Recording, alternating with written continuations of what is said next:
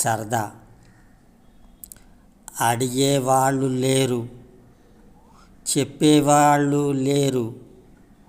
ఒకవేళ ఎవరైనా అడిగితే మాకు ఇదే పని, వేరే పని లేదు, మమ్మల్ని పట్టించుకోకండి, మమ్మల్ని ఇలా వదిలేయండి, మా నాన్న పాటు మేముంటాము, మా చావు మేము చస్తాము, మా జోలికి మాత్రం రావద్దు,